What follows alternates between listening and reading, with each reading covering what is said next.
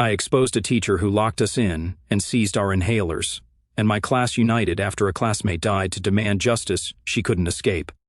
When did your entire class unite against a teacher? I was in English class when I grabbed my inhaler. Miss Grant snatched it out of my hand. What do you think you're doing? She demanded. We had just come back from PE class and I was wheezing. Asthma is psychological, she declared. She walked around and collected inhalers from me, Marcus, and Lily. When I was your age, my parents cured my fake breathing problems by making me run 5 miles, she said. Now I'm doing the same for you. Katie shot up from her desk. Miss Grant, I've seen her have attacks before, she protested. Sit down, or you're getting detention, Grant snapped. She locked all 3 inhalers in the medical cabinet and pocketed the key. I had 20 minutes before I'd stop breathing for good. That's when she grabbed her heavy wooden desk, dragged it in front of the door, and sat on it. Nobody leaves until you 3 admit you're faking, she announced. Sarah raised her hand. But what if they're not faking? She asked. They are, Grant insisted. Marcus was already turning red. Lily clutched her chest. It felt like someone was inflating a balloon inside me, squeezing out all the space where air should go. That's when my golden child twin brother Jake opened his stupid mouth. She's such a drama queen, he said. Last year she faked an asthma attack to get out of the mile run. Miss Grant's face lit up like Christmas morning. See, even your own brother knows you're manipulating everyone, she said. She reached behind her and twisted the deadbolts on the door before walking over to the windows. Click. She threw them all open. Fresh air and willpower, she said. That's all you need. I doubled over, coughing. Please, I gasped. Emma was crying now. Just let them use their inhalers. What if something happens? She pleaded. The only thing happening is a lesson in honesty, Grant replied. Mike stood up, ready to ram his way through the door. I'm getting out of here, he said, heading for the door. Grant didn't move from her desk throne. Try it, she warned. You'll be expelled before you reach the handle. My ribs ached from the effort of breathing. That's when Aiden tried to secretly record on his phone, but Grant had teacher radar. She grabbed it, and suddenly all the lights went off, plunging the room into pitch black. Now you can't collaborate on your lies anymore, she said. In the darkness, the panic hit full force. Multiple people were banging on their desks. Let us out. That was Jason. This isn't legal. Rebecca's voice was shrill with fear. Someone knocked on the door. Mr. Wang's voice came through, muffled. Everything okay in there? Half the class screamed, no, help us, she won't let us leave. Grant cracked the door just enough to stick her head out, using her body to muffle our cries. Just doing some dramatic reading, she said.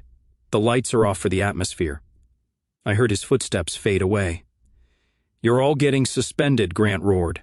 In the darkness, I heard her pull out a thermos. Real healing, she whispered to herself. I heard her fumbling around, knocking into desks. Someone yelled when she stepped on their foot. Where are you? She muttered. I tried to slide out of my chair quietly, but my wheezes gave me away. There you are, she said. A hand landed on my shoulder, fingernails digging in. Drink this. It'll open your airways. I tried to resist, but I was already weak, dizzy from lack of air. Hot liquid poured into my mouth, burning, scalding. I screamed and choked. The mint mixed with my swollen throat triggered a coughing fit so violent I thought my ribs would crack. The lights flicked back on. My lips felt thick and numb. 3 girls were surrounding me, trying to help me sit up. You're insane, Katie screamed. They're dying! Something warm and metallic filled my mouth. Blood. Soon it was spotted all over my desk. Marcus was coughing blood too. Lily was barely conscious, making tiny gasping sounds like a fish out of water. Anyone who makes a sound gets 2 weeks detention, Grant warned. But nobody cared about detention anymore. Sarah was sobbing, kneeling next to Marcus. Please wake up, she begged. Emma was going through everyone's bags, desperate for any medication. That's when it happened. Marcus, who'd been fighting the hardest, just stopped. He wasn't breathing. The class lost it. Even my twin Jake was shaking, slapping Marcus's face. Wake up, wake up. At that point, my body wasn't mine anymore. I felt myself grab my history textbook, the thick one.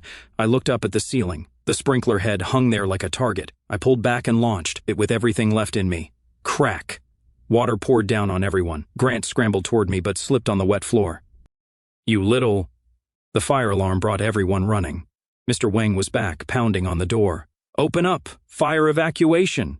Grant was on the floor, soaked and screaming. The key had fallen from her pocket. I collapsed in the hallway. The cold tile felt so good against my burning face. Someone shoved an inhaler in my hand. The paramedics worked on Marcus for 20 minutes, using electric shocks that made his whole body jump. They pulled a white sheet over Marcus's face. He didn't make it. We all glared at each other, with only one thought in mind: Grant had to pay. The paramedics were still packing their equipment when 2 cops showed up. I was sitting on the hallway floor, trying to understand that Marcus was actually dead. My throat burned from whatever Grant poured down it, and every breath felt like sandpaper scraping my insides. A detective in a gray suit knelt beside me and asked if I could give a statement. I nodded but couldn't stop staring at the classroom door where they'd just wheeled Marcus out. The detective helped me stand, and we walked to an empty classroom while other cops took statements from my classmates.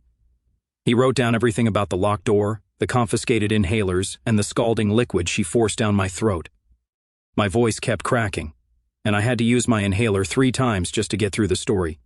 The ambulance took me and Lily to the hospital while Grant was taken away in a police car. At the hospital that evening, they ran tests on my burned throat and damaged airways. The doctor said the scalding liquid caused second-degree burns in my esophagus.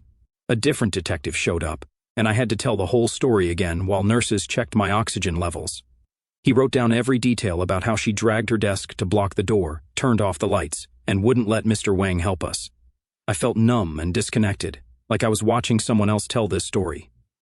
The detective kept asking me to repeat parts, and I had to explain 3 times how she forced the thermos into my mouth. Jake showed up at the hospital with our parents around 9 o'clock. I couldn't even look at him standing there in the doorway. He tried to explain that he didn't mean for things to go that far and was just trying to avoid trouble. I told him his need to be the perfect twin got Marcus killed. Mom had to physically separate us when I tried to get out of bed to hit him. Dad took Jake to the waiting room while Mom stayed with me, crying and apologizing for not believing me about Grant being crazy. The nurse gave me something for the pain, and I drifted in and out of sleep. By midnight, our class group chat was blowing up my phone. Everyone was sharing their version of what happened, and some people were calling me a hero for triggering the sprinkler. Others said I made things worse by escalating the situation. Katie posted that we all needed to stick together, but I could already see the cracks forming in our unity. Some kids were saying we should have just admitted we were faking to make her happy. Others wanted to organize protests at the school. Rebecca kept posting about how traumatized she was, and Emma was trying to organize counseling sessions. The messages kept coming faster than I could read them. The next morning, an email from the district popped up on my phone. It announced Miss Grant had been placed on administrative leave pending investigation. The email used careful legal language about alleged incidents and reviewing protocols, which made me angry. They were already trying to minimize what happened, like it was some minor policy violation instead of murder. Mom read it over my shoulder and started swearing about lawyers and cover-ups. The hospital discharged me that afternoon with prescriptions for my throat and a follow-up appointment. 2 days after Marcus died, the whole school gathered on the football field for a vigil. I stood in the back with my parents, trying not to cry. Marcus's mom spoke through tears about her son's love of music and how he'd been accepted to 3 colleges. When she mentioned his asthma and how careful he always was with his inhaler, several students started crying. She looked right at me when she talked about the heroes who tried to save him.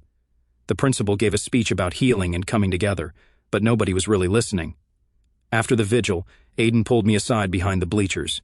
He told me he checked his phone's cloud storage, but the video wasn't there. The phone was in airplane mode when Grant took it, so nothing uploaded. We both knew this meant it was our word against hers, and she'd probably get some fancy lawyer. He showed me his phone settings, and the last backup was from the day before the incident. That night, I had my first major asthma attack since the incident. The sirens from the emergency vehicles at the vigil triggered it, and I couldn't breathe.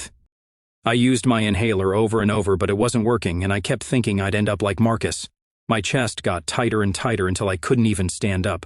My parents found me on the bathroom floor at 3 a.m, gasping and crying. They wanted to call an ambulance, but I begged them not to because I couldn't handle more sirens.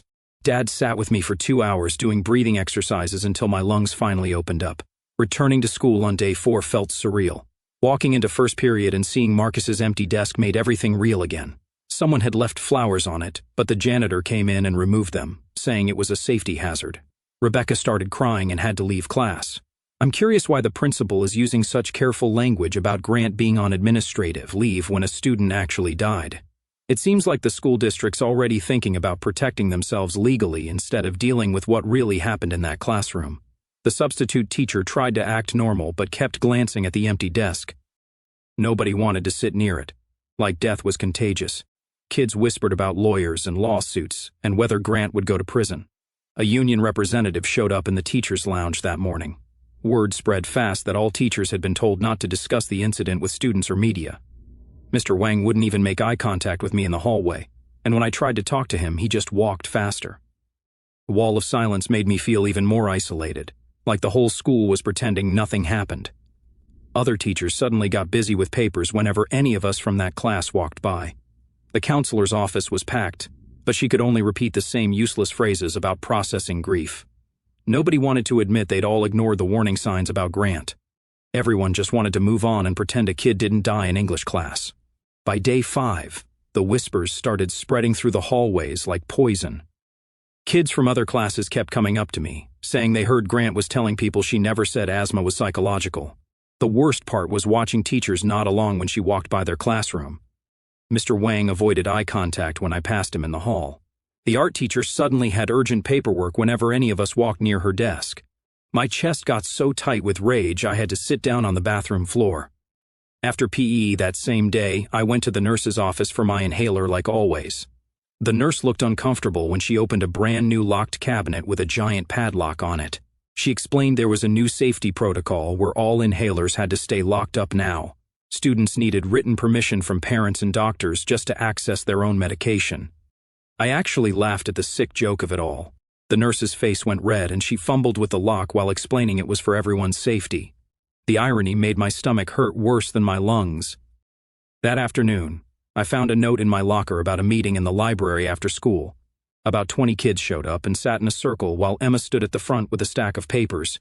She wanted us to write a collective letter to the school board demanding accountability for what happened.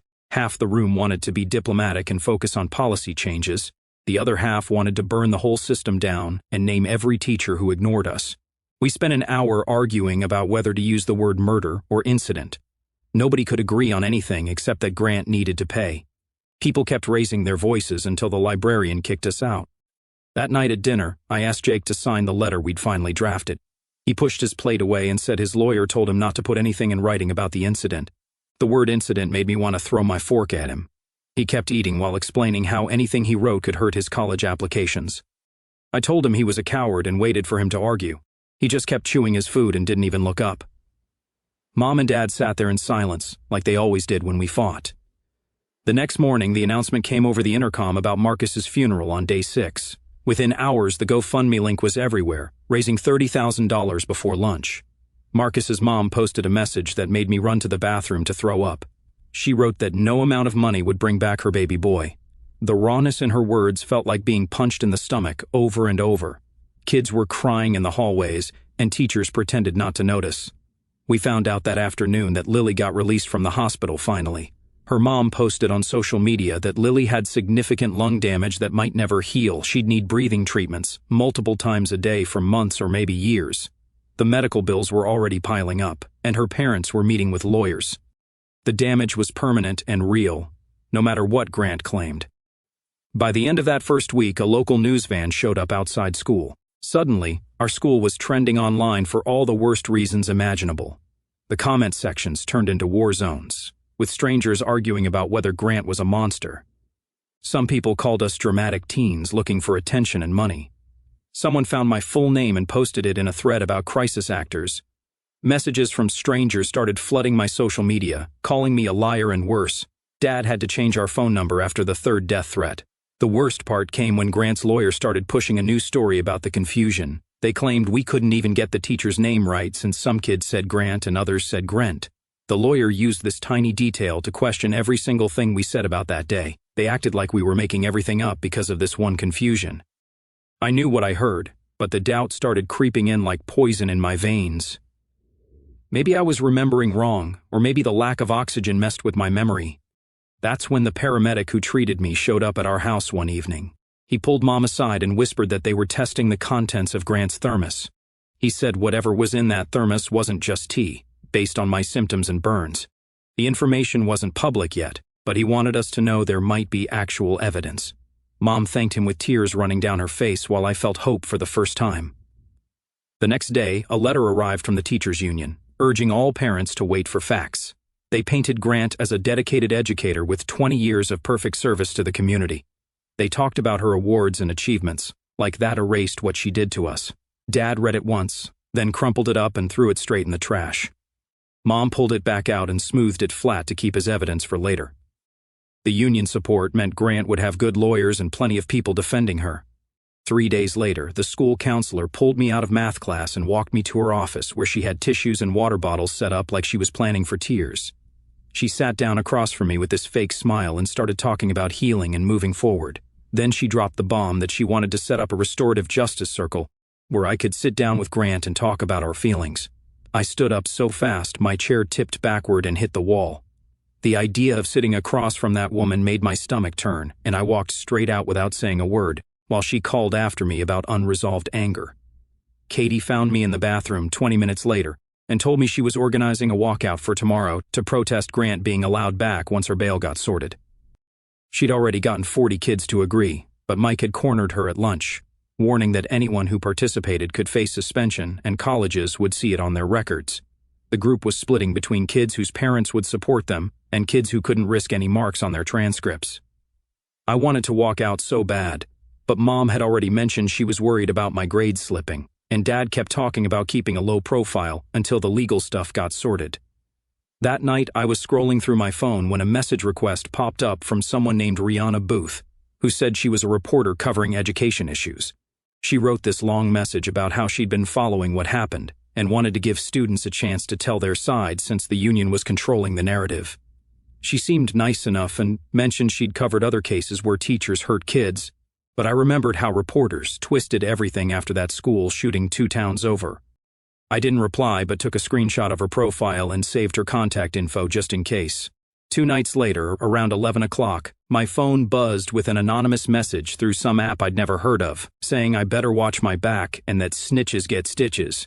My hands were shaking as I read it 3 more times, trying to figure out if it was real or just some troll trying to scare me. I screenshotted it immediately but didn't wake up my parents because they were already talking about pulling me out of school and homeschooling me for the rest of the year. The next morning, an email from Principal Bentley went out to all families about a listening session scheduled for next week, where students and parents could share their concerns in a safe space. The whole email was full of words like healing, moving forward, and community strength, but not once did she mention holding anyone accountable or making sure this never happened again. It felt like those corporate apologies companies put out when they get caught doing something bad. Mom printed it out and highlighted all the parts that made her mad, which was basically the whole thing. A week later, we got a call from prosecutor Porsche Barron, who wanted to schedule formal witness statements with all the families. She talked to Mom for 20 minutes, and when Mom hung up, she actually looked hopeful for the first time since everything happened. Barron wanted to meet with each student separately with their parents present and said what we told her would be crucial for building the criminal case. She was the first person in authority who seemed to actually believe us and want to do something about it. Jake came into my room that night and sat on my bed, which he never does unless something's wrong. He told me Grant's defense attorney, Rosalind Barlow, had called our parents, asking if Jake would be willing to testify about times he'd seen me exaggerate my asthma. The fact that they were trying to use my own brother against me again made me want to throw up. Jake said he told them to go to hell, but I could see in his eyes he felt guilty about what he'd said in class that day. What's Grant's lawyer doing digging into whether kids called her Grant or Grent? That seems like such a weird thing to focus on when someone died. The paramedic showing up at our house to whisper about testing the thermos makes me wonder what kind of protocol allows that kind of information sharing. Aiden texted our group chat at midnight saying he just remembered his phone sometimes automatically backs up photos and videos to his laptop when they're on the same Wi-Fi. He was racing home from his cousin's house to check if anything from that day had uploaded before Grant took his phone. He found some corrupted files with timestamps from that morning, but they were all messed up and would take time to recover if it was even possible. It was a thin hope, but better than nothing we had so far. Mom scheduled my first therapy appointment with someone named Sybil Barrera, who specialized in trauma and worked specifically with kids who'd been through school incidents. I sat in her office for the first 20 minutes, unable to say anything while tears just poured down my face. She didn't push or try to make me talk, just sat there with me and handed me tissues, and somehow that helped more than all the people trying to get me to process my feelings. The listening session turned into complete chaos when students started standing up and telling what really happened in that classroom. One teacher actually stood up and stormed out, yelling that we were all lying to get attention and destroy a good woman's career. Parents started shouting at each other, with one group defending Grant and another group demanding justice. Principal Bentley completely lost control of the room. Security had to escort 3 parents out when a dad tried to get in another dad's face about calling his kid a liar. Principal Bentley stood at the microphone for 10 whole minutes, waiting for everyone to calm down. She kept clearing her throat and tapping the mic, but nobody was listening anymore. Finally, she just started talking over the noise about how the district would look into our policies and procedures. She didn't give any dates or specifics, just kept saying they'd review everything carefully. The words felt empty, like she was reading from a script someone else wrote. By Monday morning, kids started showing up with buttons that had Marcus's school picture on them. Teachers pretended not to notice, but you could see them looking at the buttons when they thought nobody was watching. Emma spent all of lunch that day writing up a petition on her laptop. She wanted a new rule that teachers couldn't lock classroom doors from the inside during school hours ever. By Wednesday, she had over 1,000 signatures from students and parents who printed it out and signed it. She took it to the school board meeting that week, where they said they'd consider it, which everyone knew meant they'd ignore it. 3 weeks later, Mom got a call from Prosecutor Porsche Barron about the toxicology report on Grant's thermos. The lab found concentrated mint oil and eucalyptus oil mixed together at levels that would cause severe breathing problems in anyone with asthma. Portia said this was evidence of assault since Grant forced me to drink it, knowing I had asthma. My stomach turned, thinking about how she literally poisoned me on purpose. That same week, Rosalind Barlow, who was Grant's lawyer, started telling reporters that I caused Marcus's death by throwing the textbook at the sprinkler. She said the water and chaos made it impossible for anyone to help Marcus properly, and that made it my fault he died. My hands shook so bad when I read the article that I dropped my phone and cracked the screen. She was trying to make me the villain when Grant was the one who locked us in and took our medicine. Rihanna Booth from the local newspaper published her own article with information nobody knew before. She found 3 other schools where Grant had worked, and parents had complained about her refusing to let kids use inhalers or EpiPens. Each time, the district just moved her to a different school instead of firing her or getting her help. People finally started believing us, but it didn't bring Marcus back or make anything better. 5 weeks after everything happened, we got letters saying we needed to give depositions for the investigation. But first, the district wanted us to sign papers for what they called support services, like counseling and tutoring. My parents took the papers to Ramona, who was a lawyer they found through a friend. She read through everything and told us it was actually an NDA that would stop us from talking about what happened or suing the district. We threw the papers in the trash and never signed them. Marcus's parents hired Ramona, too, to file a civil case against Grant and the district for wrongful death. She told them the case was strong with all the evidence we had, but warned them the district would fight hard. She said it could take years before anything got resolved in court, which made Marcus's mom cry all over again. Meanwhile, Aiden had been working on those corrupted video files from his phone that Grant grabbed. He couldn't get actual video, but he managed to pull out audio waveforms that showed voices and loud noises from our classroom. You could see the pattern of screaming and banging on the desks, even without hearing the actual words. He made copies on 3 different flash drives and gave one to his parents and one to the prosecutor. I started seeing Sybil Barrera twice a week for therapy to deal with the panic attacks that kept hitting me. We practiced breathing exercises and grounding techniques for when I had to talk about what happened in court. She taught me to count 5 things I could see, 4 things I could touch, 3 things I could hear, 2 things I could smell, and 1 thing I could taste. It helped during the day, but at night I still woke up gasping and checking for my inhaler under my pillow. 6 weeks after the incident, I got called to the principal's office, where they told me I was considered for suspension. They said I caused thousands of dollars in water damage by hitting the sprinkler, and that was vandalism of school property. Katie found out and organized other students to stand outside the principal's office with signs saying I save lives. The local news showed up and interviewed kids who said I was a hero, not a vandal, which made the school back down. But they still sent my parents a bill for the water damage that my dad threw straight in the garbage, while muttering about suing them instead. The next morning, over 200 students walked out of class and marched straight to the front steps with signs and chants. News vans pulled up within 20 minutes, and reporters shoved microphones at anyone who would talk about what happened in that classroom. The principal tried to get everyone back inside, but nobody moved.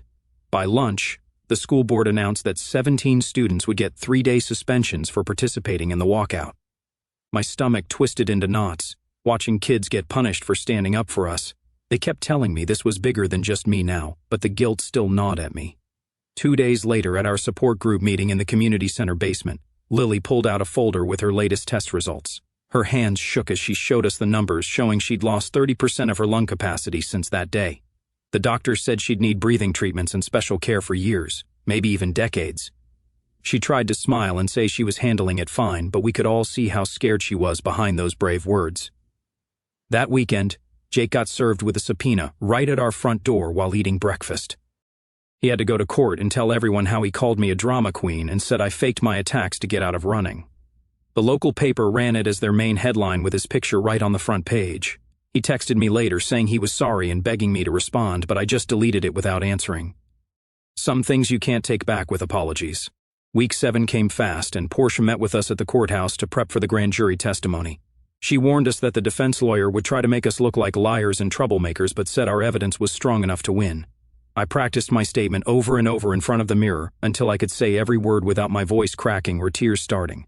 Meanwhile, Aiden had been working with some tech guy to recover the deleted audio from his phone. They managed to pull out parts where Grant clearly said, "Nobody leaves until you admit you're faking," and that fresh air and willpower was all we needed. The relief hit me so hard my legs went weak, and I had to sit down right there in the hallway.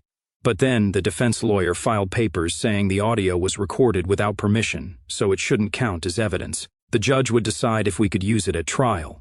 Thinking about losing that proof made me want to scream until my throat went raw.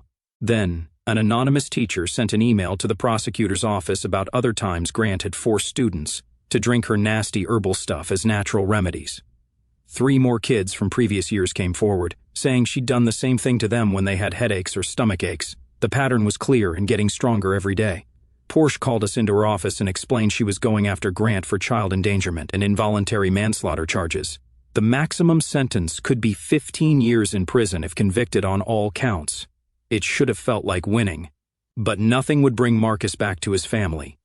Then things got really bad when someone posted my home address on some website calling me a liar who killed my friend. Pizza delivery guys started showing up every hour, and then worse stuff, like dead flowers and threatening notes in our mailbox. Dad filed a police report, but the cops said they couldn't track who was doing it. Mom started looking at houses in other towns because the harassment was wearing us all down. Every time the doorbell rang, we all jumped, wondering what awful thing was coming next. The stress was making my asthma worse, and I was using my inhaler more than ever. Grant's lawyer claiming I killed Marcus by hitting the sprinkler makes me wonder what kind of twisted logic she's using when Grant literally locked us in and took our medicine. During all this, I had weekly therapy sessions with Sybil, who helped me figure out how to live in the same house as Jake without letting the anger eat me alive. She had me write down boundaries, like not talking at meals and staying in separate rooms when possible. We made a plan where I could exist in the same space without having to forgive him or pretend things were okay between us. Jake tried to corner me a few times to apologize again, but I just walked away every single time. Mom begged me to give him a chance, but I wasn't ready and didn't know if I ever would be. The trial date got set for 3 months out, and every day felt like walking through mud, waiting for it to arrive. I spent the first week just sitting at my computer, typing and deleting the same sentence over and over. Finally, I just started writing what happened that day without trying to make it sound good or dramatic. I listed every single thing Grant did, from the moment she took my inhaler to when the paramedics arrived. No opinions or feelings, just facts like a police report.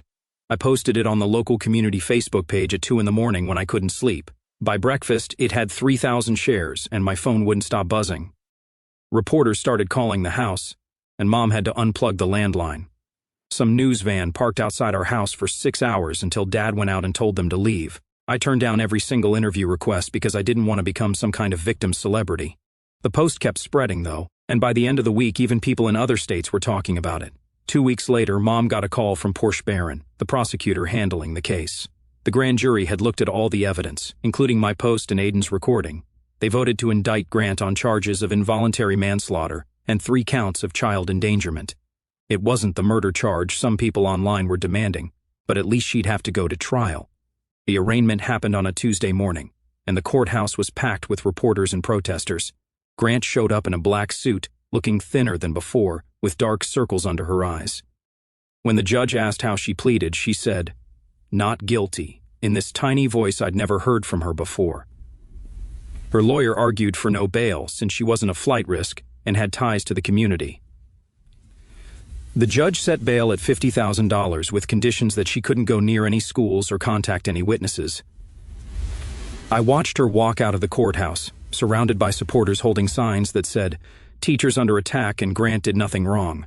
Seeing her free while Marcus was in the ground made my stomach turn. The next day, I got an email from the school saying they were reversing the suspensions for students who walked out in protest. Everyone except me, because pulling the fire alarm was still considered destruction of property and reckless endangerment. They wanted to make an example of someone, and I was the perfect target. Mom wanted to fight it, but I was too tired to care about missing graduation or having it on my record. Ramona A's, a lawyer who'd been following the case, called and said I might have grounds for a lawsuit, since I only pulled the alarm to save lives. I told her I didn't have the energy to fight everyone at once. Meanwhile, the civil suit that Marcus's parents filed was moving forward, and they officially named the school district as a defendant. This triggered something called discovery, which meant lawyers could dig through years of complaints and personnel files. The district's insurance company brought in a whole team of expensive lawyers from the city. Marcus's mom told my mom it was going to get ugly because the district would do anything to avoid paying out millions. A month later, we all had to go to the preliminary hearing, where the judge would decide if there was enough evidence for a real trial. The courtroom was smaller than I expected, and Grant sat at the defense table, staring straight ahead. When the prosecutor played Aiden's recording of Grant refusing to let us leave, you could hear people in the gallery gasping. The toxicology report showed that the liquid she forced me to drink had capsaicin levels that could cause respiratory distress in someone with asthma. Grant's face went white when the judge said all the evidence would be admitted for trial. Her lawyer started arguing that she was just a dedicated teacher who made a tragic mistake trying to help us overcome what she thought was psychological dependence. He kept saying she genuinely believed she was doing the right thing based on her own experience with childhood asthma. The whole narrative made me want to throw up because it painted her as some kind of misguided hero instead of someone who killed a kid. Word started leaking that Grant's lawyers were in plea negotiations with the prosecutor. She might plead guilty to felony child endangerment to avoid going to trial for manslaughter. Marcus's parents were devastated because they wanted her to face the maximum charges. Portia Barron met with them and explained that a plea deal would guarantee some jail time, while going to trial risked her getting acquitted completely if the jury bought the misguided teacher story. I got called to meet with Ramona again about the civil case. She warned me that if I testified about what happened, the district might countersue me for the sprinkler damage. They could claim I acted recklessly and endangered other students by causing water damage and triggering a fire evacuation. The whole thing was exhausting, and I felt like I was being punished for trying to save my own life. 2 days before the trial was supposed to start, Grant accepted a plea deal. She pleaded guilty to 3 counts of felony child endangerment with a recommendation for 18 months in county jail. Her teaching license would be suspended, and she'd have to register as a child offender. The judge still had to approve the sentence, but everyone knew it was basically a done deal. 18 months for killing Marcus felt like she was getting away with murder. The sentencing hearing came 2 weeks later, and the courtroom was packed with students and parents, all waiting to see what would happen to Grant. The judge listened to the prosecutor explain the plea deal, while Grant sat there in her orange jumpsuit, looking smaller than I remembered her being in that classroom. Marcus's mom stood up to read her victim impact statement, and her hands shook as she held the paper, describing how her son loved basketball and wanted to be an engineer, and how she had to pick out a coffin for her 15-year-old baby. Everyone in that courtroom was crying except the judge, who just sat there shuffling papers like this was any other Tuesday morning case. He accepted the plea deal without any changes: 6 months in county jail, 2 years probation, and mandatory training on medical conditions, which felt like such a joke considering Marcus was dead. The district held a press conference the next day, announcing all these new policies about inhaler access and how teachers couldn't lock classroom doors anymore. They stood there acting like heroes for fixing problems they created in the first place. They never admitted any wrongdoing, never said sorry, never even mentioned Marcus by name, just kept calling it the incident, like it was some weather event nobody could have prevented. The hypocrisy made my stomach turn every time I saw their stupid press releases about student safety being their top priority when they'd fought us every step of the way. Settlement talks started for the civil case 3 weeks later, with the district's lawyers offering Marcus's family money but refusing to admit any fault, because that would open them up to more lawsuits from the rest of us. Marcus's mom told them she didn't want their blood money without an apology, but the lawyers just kept throwing bigger numbers at her while billing hundreds of dollars an hour for these meetings that went nowhere. The negotiations dragged on for months, with depositions and mediations, and more lawyers getting rich off our trauma, while nothing actually changed. Jake showed up at my locker 4 months after everything happened, standing there with his hands in his pockets, saying he knew sorry wasn't enough but he wanted to try to rebuild our relationship. I looked at him for a long time, remembering how he called me a drama queen while I was dying and told him, maybe someday, but not yet. Because trust doesn't just magically fix itself after someone shows you who they really are. Lily started pulmonary rehabilitation that same week, and her lungs were so damaged she could barely walk to the parking lot without stopping to catch her breath. Emma set up a whole schedule, getting different students to drive Lily to her appointments 3 times a week, and we all took turns sitting in those waiting rooms, reading old magazines while she did breathing exercises with machines that looked like torture devices. It was the only good thing that came from this nightmare, seeing how we all pulled together to help each other when the adults kept failing us. My suspension for setting off the sprinkler stayed on my permanent record, even after 3 appeals where I explained I was saving lives. But the school board said vandalism is vandalism, and the best they would do was reduce it from 10 days to 3. That mark would follow me to every college application, a permanent reminder that doing the right thing and following the rules are 2 completely different things in their world. Spring came, and with it, graduation plans that included an empty chair they would place for Marcus at the ceremony, and his name in the program, with a little star next to it. The senior class voted to dedicate our yearbook to him, and his school photo on the memorial page, with that huge smile he always had, broke my heart every single time I saw it. Sybil helping with boundaries for living with Jake sounds reasonable enough.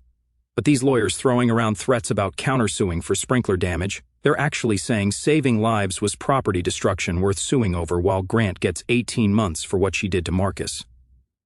I sat down at my computer one night to write this final post, explaining why I threw that textbook at the sprinkler and why I'd do it again, even knowing I'd get suspended and have a permanent mark on my record.